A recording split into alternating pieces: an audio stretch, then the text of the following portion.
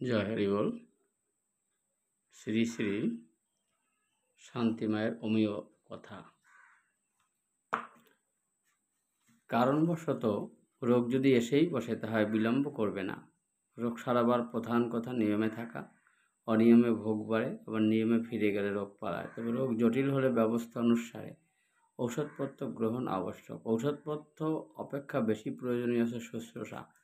ঔষধপত্র যতই খাও না কেন ঠিকমতো শুশ্রূষা না হলে বালাই যায় না। শুশ্রূষাতে সকল বালাই আপনি বলে পালাই পালাই। Nursing is the foremost condition of cure. ঔষধ সবার প্রয়োজন। দেহের রোগ তো দূর কথা, ঔষধে মনের আত্মার রোগ, এমনকি ভাববেদীও নিরাম হয়। নাম হলো সেরা ঔষধ। এমন কোনো রোগ নেই যা হরিনামে সারে না। হরিনাম মহা ঔষধ। আমার জীবন তো নাম নির্ভর। ঠাকুর সদা নামে যুক্ত থাকেন। তোমরা নাম ধরে থাকো। নামের রসে যারা রসময় তাদের জীবনে অসময় আসে না। রোগের জন্য এলে আমিও জল, মাটি, পাতা, ফুল, মূলের ব্যবস্থা দিয়ে থাকি তাতে রোগও সারে। আসলে কি তাই? না, পাতা ফুলের রসের সাথে নামামৃত মেশাই, তাতেই রোগ সারে। আসল কথা নাম অমৃত। নামামৃত পান কর মন, ভববেদী রবে নারে। নামে কি না হয়, পাষাণ তলে, সাগর জলে, সাপের বিশেষ, হাতির পায়ের কোনো আঘাতই প্রহ্লাদকে নাশ করতে পারেননি। কারণ নাম ছিল প্রহ্লাদের রক্ষা কবচ। রামপ্রসাদ, বামাখ্যাপা, হীরামন, হনুমান এরা সবাই নামের রসাস্বাদনে ধন্য হয়েছে। তোমরাও নামের মহিমা বুঝতে পারবে। ঠাকুরকে ধরো, নাম করো। নাম নিয়ে খেলে বিষ অমৃত হয়। প্রহ্লাদ বিষ্ণুর নামে, মীরাবাই গিরিধারীর নামে, মৃত্যুঞ্জয় হরি নামে বিষ পান করে মরেনি। তেমন বিশ্বাস নিয়ে নাম সাধনা করো, অসাধ্য সাধন করতে পারবে বাছা। গোসাইজিরা রোগীর জন্য আরোগ্যকর বস্তুর ব্যবস্থা করেন, তাতে রোগ সারে।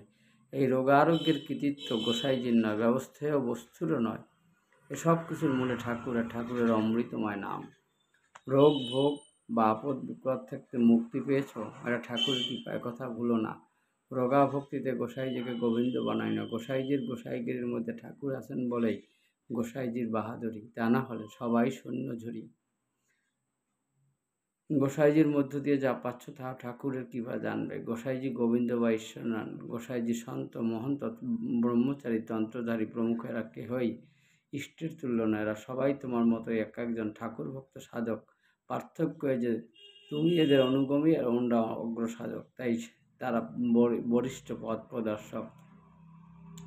আপনজনকে দূরে রাখবে না, তাদের থেকে দূরে থাকবে না। কার্যোপলক্ষে এর ব্যতিক্রম হলে যোগাযোগ রাখবে। মনে রাখো, আপদ বিপদে আপনজনই কাছে আসে, সাহায্যের হাত বাড়ায়। আপনজনের অসময় তোমরাও তাদের পাশে থাকবে। স্নেহ ভালোবাসা জীবনে বিজয়ের চাবিকাঠি।